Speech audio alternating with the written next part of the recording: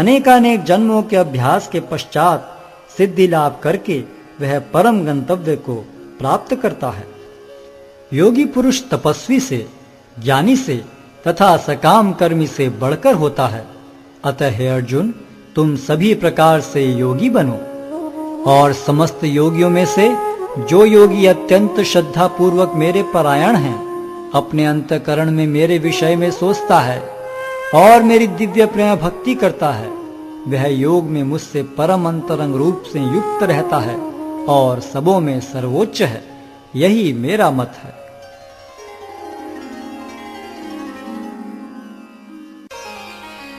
अध्याय 7 भगवत ज्ञान।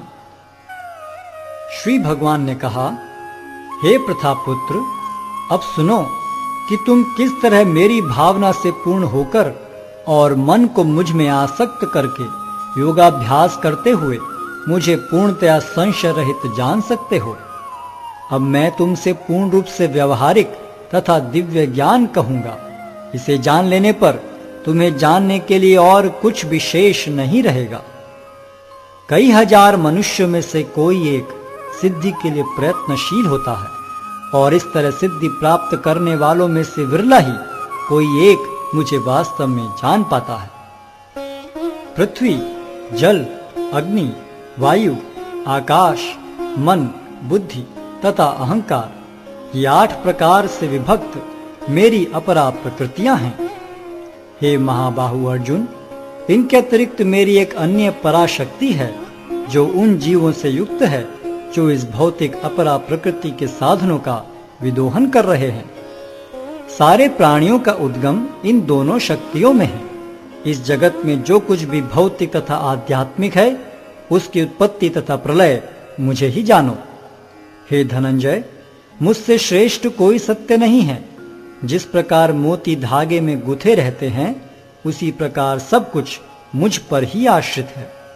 हे कुंती पुत्र, मैं जल का स्वाद हूं, सूर्य तथा चंद्रमा का प्रकाश हूं, वैदिक मंत्रों में ओंकार हूं, आकाश में ध्वनि हूं तथा मनुष्य में सामर्थ्य हूं। मैं पृथ्वी की आद्य सुगंध और अग्नि की ऊष्मा हूं। मैं समस्त जीवों का जीवन तथा तपस्वियों का तप हूं। हे प्रथापुत्र, यह जान लो कि मैं ही समस्त जीवों का आदि बीज हूं। बुद्धिमानों की बुद्धि तथा समस्त तेजस्वी पुरुषों का तेज हूं। मैं बलवानों का कामनाओं तथा इच्छाओं से रहित बल हूं। हे भरत श्रेष्ठ अर्जुन, मैं वह काम हूं जो धर्म के विरुद्ध नहीं है। तुम जान लो कि मेरी शक्ति द्वारा सारे गुण प्रकट होते हैं, चाहे वे सतोगुण हो, रजोगुण हो या तमोगुण हो। एक प्रकार से मैं सब कुछ हूं, किंतु हूं स्वतंत्र। मैं प्रकृति के गुणों के अधीन नहीं हूं, अपितु वे मेरे अधीन हैं। 3 गुणों सतो, रजो तथा तमो के द्वारा मोहग्रस्त ये सारा संसार मुझ गुणातीत तथा अविनाशी को नहीं जानता। प्रकृति के 3 गुण वाली इस मेरी दैवी शक्ति को पार कर पाना कठिन है, किंतु जो मेरे शरणागत हो जाते हैं वे सरलता से इसे पार कर जाते हैं। जो निपट मूर्ख हैं, जो मनुष्यों में अधम हैं, जिनका ज्ञान माया द्वारा हर लिया गया है तथा जो असुरों की नास्तिक प्रकृति को धारण करने वाले हैं, ऐसे दुष्ट मेरी शरण ग्रहण नहीं करते। हे भरत श्रेष्ठ, 4 प्रकार के पुण्यात्मा मेरी सेवा करते हैं: आर्त, जिज्ञासु, अर्थार्थी तथा ज्ञानी। इनमें से जो परम ज्ञानी है और शुद्ध भक्ति में लगा रहता है, वह सर्वश्रेष्ठ है, क्योंकि मैं उसे अत्यंत प्रिय हूं और वह मुझे प्रिय है। निस्संदेह ये सब उदारचेता व्यक्ति हैं, किंतु जो मेरे ज्ञान को प्राप्त है उसे मैं अपने ही समान मानता हूं। वह मेरी दिव्य सेवा में तत्पर रहकर मुझ सर्वोच्च उद्देश्य को निश्चित रूप से प्राप्त करता है। अनेक जन्म जन्मांतर के बाद जिसे सचमुच ज्ञान होता है, वह मुझको समस्त कारणों का कारण जानकर मेरी शरण में आता है। ऐसा महात्मा अत्यंत दुर्लभ होता है। जिनकी बुद्धि भौतिक इच्छाओं द्वारा मारी गई है, वे देवताओं की शरण में जाते हैं और वे अपने अपने स्वभाव के अनुसार पूजा के विशेष विधि विधानों का पालन करते हैं। मैं प्रत्येक जीव के हृदय में परमात्मा स्वरूप स्थित हूँ। जैसे ही कोई किसी देवता की पूजा करने की इच्छा करता है, मैं उसकी श्रद्धा को स्थिर करता हूँ, जिससे वह उसी विशेष देवता की भक्ति कर सके। ऐसी श्रद्धा से समन्वित वह देवता विशेष की पूजा करने का यत्न करता है और अपनी इच्छा की पूर्ति करता है। किंतु वास्तविकता तो यह है कि ये सारे लाभ केवल मेरे द्वारा प्रदत्त हैं। अल्प बुद्धि वाले व्यक्ति देवताओं की पूजा करते हैं और उन्हें प्राप्त होने वाले फल सीमित तथा क्षणिक होते हैं। देवताओं की पूजा करने वाले देवलोक को जाते हैं, किंतु मेरे भक्त अंततः मेरे परम धाम को प्राप्त होते हैं। बुद्धिहीन मनुष्य मुझको ठीक से न जानने के कारण सोचते हैं कि मैं भगवान कृष्ण पहले निराकार था और अब मैंने इस स्वरूप को धारण किया है। वे अपने अल्प ज्ञान के कारण मेरी अविनाशी तथा सर्वोच्च प्रकृति को नहीं जान पाते। मैं मूर्खों तथा अल्पज्ञों के लिए कभी भी प्रकट नहीं हूं। उनके लिए तो मैं अपनी अंतरंगा शक्ति द्वारा आच्छादित रहता हूं। अतः वे ये नहीं जान पाते कि मैं अजन्मा तथा अविनाशी हूं। हे अर्जुन, श्री भगवान होने के नाते मैं जो कुछ भूतकाल में घटित हो चुका है, जो वर्तमान में घटित हो रहा है और जो आगे होने वाला है, वह सब कुछ जानता हूं। मैं समस्त जीवों को भी जानता हूं, किंतु मुझे कोई नहीं जानता। हे भरतवंशी, हे शत्रु विजेता, समस्त जीव जन्म लेकर इच्छा तथा घृणा से उत्पन्न द्वंद्वों से मोहग्रस्त होकर मोह को प्राप्त होते हैं। जिन मनुष्यों ने पूर्व जन्मों में तथा इस जन्म में पुण्य कर्म किए हैं और जिनके पाप कर्मों का पूर्णतः उच्छेदन हो चुका है, वे मोह के द्वंद्वों से मुक्त हो जाते हैं और वे संकल्प पूर्वक मेरी सेवा में तत्पर होते हैं। जो जरा तथा मृत्यु से मुक्ति पाने के लिए यत्नशील रहते हैं, वे बुद्धिमान व्यक्ति मेरी भक्ति की शरण ग्रहण करते हैं। वे वास्तव में ब्रह्म हैं, क्योंकि वे दिव्य कर्मों के विषय में पूरी तरह से जानते हैं।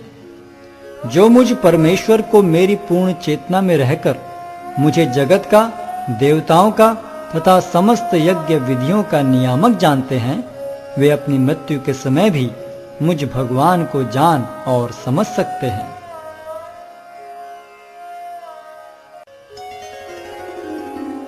अध्याय 8 भगवत प्राप्ति। अर्जुन ने कहा, हे भगवान, हे पुरुषोत्तम, ब्रह्म क्या है? आत्मा क्या है? सकाम कर्म क्या है? यह भौतिक जगत क्या है तथा देवता क्या है? कृपा करके यह सब मुझे बताइए। हे मधुसूदन, यज्ञ का स्वामी कौन है और वह शरीर में कैसे रहता है? और मृत्यु के समय भक्ति में लगे रहने वाले आपको कैसे जान पाते हैं? भगवान ने कहा, अविनाशी और दिव्य जीव ब्रह्म कहलाता है और उसका नित्य स्वभाव अध्यात्म या आत्म कहलाता है। जीवों के भौतिक शरीर से संबंधित गतिविधि कर्म या सकाम कर्म कहलाती है।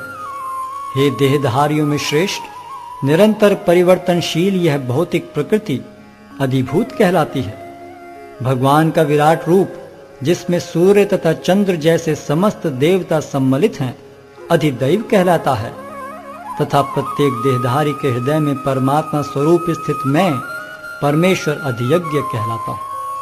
और जीवन के अंत में जो केवल मेरा स्मरण करते हुए शरीर का त्याग करता है, वह तुरंत मेरे स्वभाव को प्राप्त करता है। इसमें रंच मात्र भी संदेह नहीं है।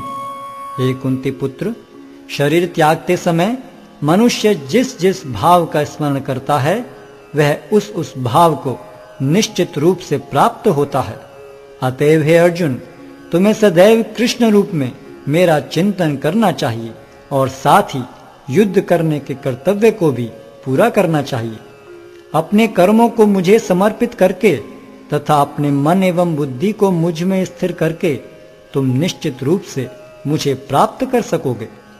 हे पार्थ, जो व्यक्ति मेरा स्मरण करने में अपना मन निरंतर लगाए रखकर अविचलित भाव से भगवान के रूप में मेरा ध्यान करता है, वह मुझको अवश्य ही प्राप्त होता है। मनुष्य को चाहिए कि परम पुरुष का ध्यान सर्वज्ञ, पुरातन, नियंता, लघुतम से भी लघुतर, प्रत्येक का पालन करता, समस्त भौतिक बुद्धि से परे, अचिंत्य तथा नित्य पुरुष के रूप में करे। वे सूर्य की भांति तेजवान हैं और इस भौतिक प्रकृति से परे दिव्य रूप हैं। मृत्यु के समय जो व्यक्ति अपने प्राण को भवों के मध्य स्थिर कर लेता है और योग शक्ति के द्वारा अविचलित मन से पूर्ण भक्ति के साथ परमेश्वर के स्मरण में अपने को लगाता है, वह निश्चित रूप से भगवान को प्राप्त होता है। जो वेदों के ज्ञाता हैं, जो ओंकार का उच्चारण करते हैं और जो संन्यास आश्रम के बड़े बड़े मुनि हैं, वे ब्रह्म में प्रवेश करते हैं। ऐसे सिद्धि की इच्छा करने वाले ब्रह्मचर्य व्रत का अभ्यास करते हैं। अब मैं तुम्हें वह विधि बताऊंगा जिससे कोई भी व्यक्ति मुक्ति लाभ कर सकता है।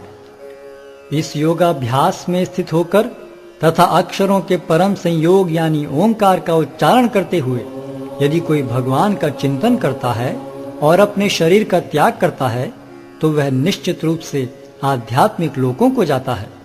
हे अर्जुन, जो अनन्य भाव से निरंतर मेरा स्मरण करता है उसके लिए मैं सुलभ हूं, क्योंकि वह मेरी भक्ति में प्रवृत्त रहता है। मुझे प्राप्त करके महापुरुष जो भक्ति योगी हैं कभी भी दुखों से पूर्ण इस अनित्य जगत में नहीं लौटते, क्योंकि उन्हें परम सिद्धि प्राप्त हो चुकी होती है। इस जगत में सर्वोच्च लोक से लेकर निम्नतर सारे लोग दुखों के घर हैं, जहां जन्म तथा मरण का चक्कर लगा रहता है।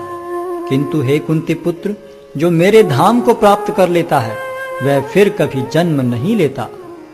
मानवीय गणना के अनुसार 1000 युग मिलकर ब्रह्मा का एक दिन बनता है और इतनी ही बड़ी ब्रह्मा की रात्रि भी होती है।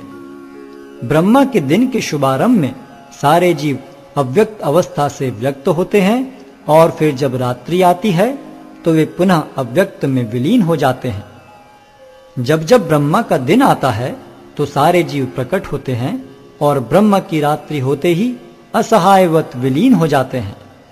इसके अतिरिक्त एक अन्य अव्यक्त प्रकृति है जो शाश्वत है और इस व्यक्त तथा अव्यक्त पदार्थ से परे है। यह परा और कभी नाश न होने वाली है। जब इस संसार का सब कुछ लय हो जाता है तब भी उसका नाश नहीं होता। जिसे वेदांती अप्रकट तथा अविनाशी बताते हैं, जो परम गंतव्य है, जिसे प्राप्त कर लेने पर कोई वापस नहीं आता, वही मेरा परम धाम है। भगवान जो सबसे महान है, अनन्य भक्ति द्वारा ही प्राप्त किए जा सकते हैं। यद्यपि वे अपने धाम में विराजमान रहते हैं तो भी वे सर्वव्यापी हैं और उनमें सब कुछ स्थित है। हे भरत श्रेष्ठ, अब मैं तुम्हें उन विभिन्न कालों को बताऊंगा जिनमें इस संसार से प्रयाण करने के बाद योगी पुनः आता है अथवा नहीं आता। जो पर ब्रह्म के ज्ञाता हैं वे अग्निदेव के प्रभाव में, प्रकाश में, दिन के शुभ क्षण में, शुक्ल पक्ष में या जब सूर्य उत्तरायण में रहता है, उन 6 मासों में इस संसार से शरीर त्याग करने पर उस पर ब्रह्म को प्राप्त करते हैं। जो योगी धुएं, रात्रि, कृष्ण पक्ष में या सूर्य के दक्षिणायन रहने के 6 महीनों में दिवंगत होता है, वह चंद्रलोक को जाता है, किंतु वहां से पुनः चला आता है। वैदिक मतानुसार इस संसार से प्रयाण करने के 2 मार्ग हैं, एक प्रकाश का तथा दूसरा अंधकार का। जब मनुष्य प्रकाश के मार्ग से जाता है तो वह वापस नहीं आता, किंतु अंधकार के मार्ग से जाने वाला पुनः लौट कर आता है। हे अर्जुन, यद्यपि भक्तगण इन दोनों मार्गों को जानते हैं, किंतु वे मोहग्रस्त नहीं होते, अतः तुम भक्ति में सदैव स्थिर रहो। जो व्यक्ति भक्ति मार्ग स्वीकार करता है वह वेदाध्ययन, तपस्या, दान, दार्शनिक तथा सकाम कर्म करने से प्राप्त होने वाले फलों से वंचित नहीं होता। वह मात्र भक्ति संपन्न करके इन समस्त फलों की प्राप्ति करता है और अंत में परम नित्य धाम को प्राप्त होता है।